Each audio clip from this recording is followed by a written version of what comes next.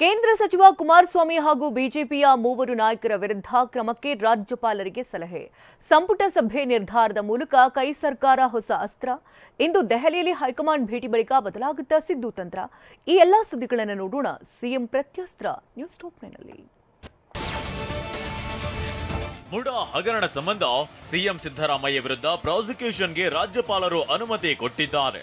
ರಾಜ್ಯಪಾಲರ ಪ್ರಾಸಿಕ್ಯೂಷನ್ ಪ್ರಶ್ನಿಸಿ ಕಾನೂನು ಸಮರ ಕೈಗೊಂಡಿರುವ ಸಿಎಂ ಸಿದ್ದರಾಮಯ್ಯಗೆ ಹೈಕೋರ್ಟ್ 10 ದಿನಗಳ ರಿಲೀಫ್ ಕೊಟ್ಟಿದೆ.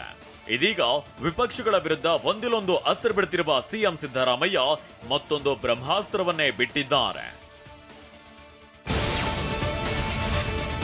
ಮುಡಾ ಹಗರಣಕ್ಕೆ ಸಂಬಂಧಿಸಿದಂತೆ ಸಿಎಂ ಸಿದ್ದರಾಮಯ್ಯ ವಿರುದ್ಧ ಪ್ರಾಸಿಕ್ಯೂಷನ್ಗೆ ಅನುಮತಿ ಕೊಟ್ಟ ರಾಜ್ಯಪಾಲರಿಗೆ ರಾಜ್ಯ ಸರ್ಕಾರ ಟಕ್ಕರ್ ಕೊಟ್ಟಿದೆ. ಕೇಂದ್ರ ಸಚಿವ ಕುಮಾರಸ್ವಾಮಿ ಹಾಗೂ ಮೂವರು ಬಿಜೆಪಿ ನಾಯಕರ ವಿರುದ್ಧ ಪ್ರಾಸಿಕ್ಯೂಷನ್ಗೆ ಅನುಮತಿ ನೀಡಬೇಕೆಂದು ರಾಜ್ಯಪಾಲರಿಗೆ ಸಲಹೆ ನೀಡಲು ನಿನ್ನೆ ನಡೆದ ಸಂಪುಟ ಸಭೆಯಲ್ಲಿ ಮಹತ್ವದ ನಿರ್ಧಾರ ಕೈಗೊಂಡಿದೆ.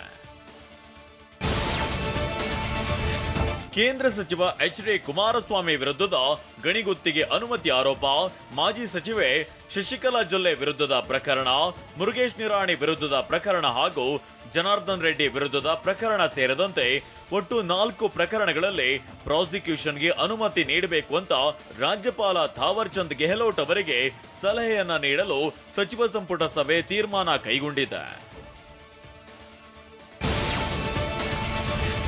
ಎಸ್ಎಸ್ವಿಎಂ ಕಂಪನಿಗೆ ಕುಮಾರಸ್ವಾಮಿ ನಿಯಮ ಉಲ್ಲಂಘಿಸಿ ಭೂಮಿ ಮಂಜೂರು ಮಾಡಿರುವ ಆರೋಪವಿದ್ದು, ಈ ಬಗ್ಗೆ ರಾಜ್ಯಪಾಲರ ಅಂಗಳದಲ್ಲಿ ಪ್ರಾಸಿಕ್ಯೂಷನ್ ಅನುಮತಿ ಬಾಕಿ ಇದೆ.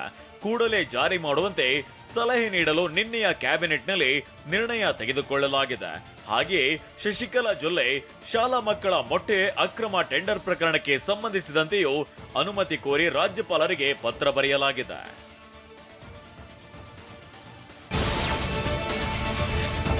ಜನಾರ್ದನ್ ರೆಡ್ಡಿ ವಿರುದ್ಧ ಅಕ್ರಮ ಗಣಿಗಾರಿಕೆ ಕೇಸ್ ಸಂಬಂಧ ಅನುಮೋದನೆಗಾಗಿ ರಾಜ್ಯಪಾಲರಿಗೆ ಕಳುಹಿಸಲಾಗಿದೆ. ಇದು ಕೂಡ ರಾಜ್ಯಪಾಲರ ಅಂಗಳದಲ್ಲಿ ಪೆಂಡಿಂಗ್ ಇದೆ. ಜೊತೆಗೆ ಇನ್ವೆಸ್ಟ್ ಕರ್ನಾಟಕ ವಿಡಿಯೋ ಚಿತ್ರೀಕರಣ ಅಕ್ರಮ ಗುತ್ತಿಗೆ ಕೇಸ್ ಅನುಮತಿಯೂ ಬಾಕಿ ಇದ್ದು, ಈ ಪ್ರಕರಣಗಳ ಬಗ್ಗೆ ಶೀಘ್ರದಲ್ಲೇ ತೀರ್ಮಾನ ಕೈಗೊಳ್ಳುವಂತೆ ಆರ್ಟಿಕಲ್ 163ರ ಅಡಿಯಲ್ಲಿ ಸಲಹೆ ನೀಡಲು ಸಂಪುಟ ನಿರ್ಧರಿಸಿದೆ.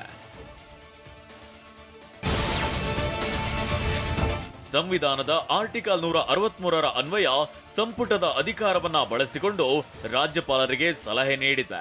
ಸಂಪುಟ ಸಭೆಯ ಬಳಿಕ ಸುದ್ದಿಗೋಷ್ಠಿ ನಡೆಸಿದ ಕಾನೂನು ಹಾಗೂ ಸಂಸದೀಯ ವ್ಯವಹಾರಗಳ ಖಾತೆ ಸಚಿವ ಎಚ್.ಕೆ. ಪಾಟೀಲ್ ರಾಜ್ಯಪಾಲರ ಮುಂದೆ ಭ್ರಷ್ಟಾಚಾರ ತಡೆ ಕಾಯ್ದೆ 1980ರ ಅಡಿಯಲ್ಲಿ ತನಿಖಾ ಸಂಸ್ಥೆಗಳು ಸಲ್ಲಿಸಿದ್ದ ಪ್ರಾಸಿಕ್ಯೂಷನ್ ಅನುಮತಿ ಅರ್ಜಿ ಬಾಕಿ ಇದೆಯಂತ ತಿಳಿಸಿದ್ರು. ಈ ಬಾಕಿ ಇರುವ ಈ ವಿಷಯಗಳಲ್ಲಿ ತೀರ್ಮಾನಗಳನ್ನು ಶೀಘ್ರವಾಗಿ ತೆಗೆದುಕೊಳ್ಳಲು, ನ್ಯಾಯದ ಪ್ರಕ್ರಿಯೆಯನ್ನು ಸುಗಮಗೊಳಿಸಲು ಈ ವಿಷಯಗಳಲ್ಲಿ ಮಾನ್ಯ ರಾಜ್ಯಪಾಲರಿಗೆ we have given aid and advice.